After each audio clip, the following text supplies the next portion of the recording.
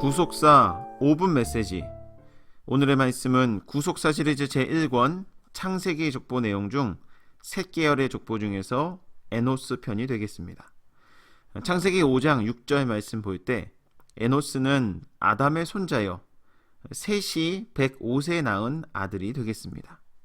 첫째로 에노스는 타락한 인간이 전적으로 연약한 존재임을 가르쳐주고 있습니다.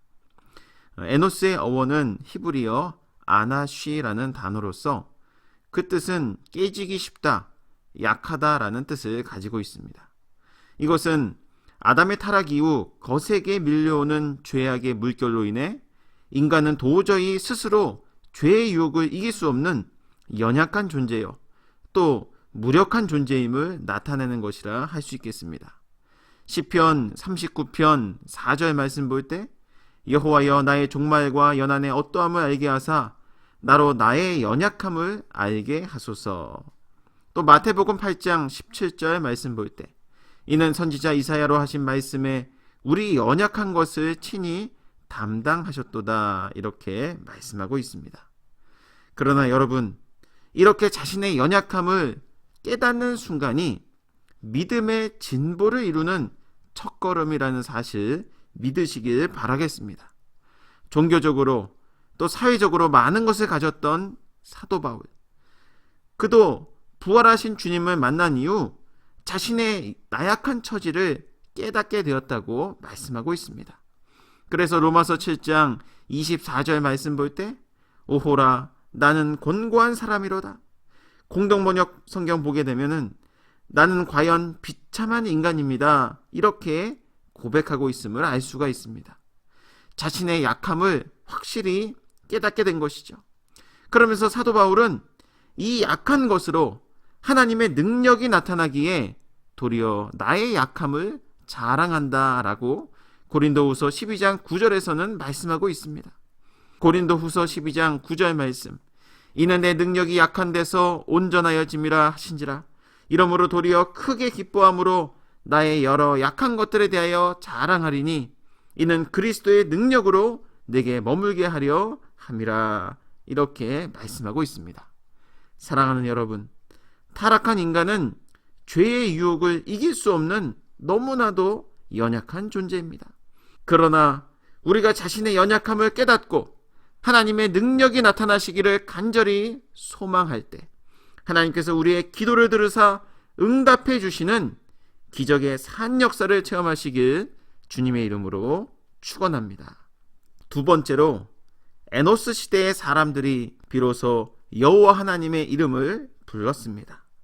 창세기 4장 26절 말씀 볼 때 셋도 아들을 낳고 그 이름을 에노스라 하였으며 그때의 사람들이 비로소 여호와의 이름을 불렀더라, 이렇게 말씀하고 있습니다. 첫째로 하나님의 이름을 불렀다는 것은 하나님과 적극적인 사귐이 시작되었음을 가리키는 것입니다.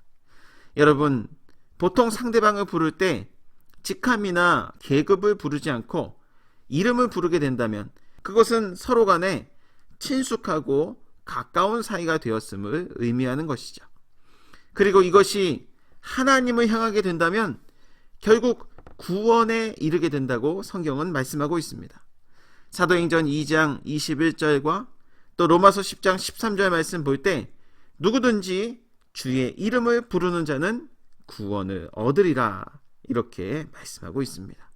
자, 두 번째로 하나님의 이름을 불렀다는 것은 공식적이고 규칙적인 예배 생활이 시작되었음을 가리키는 것입니다.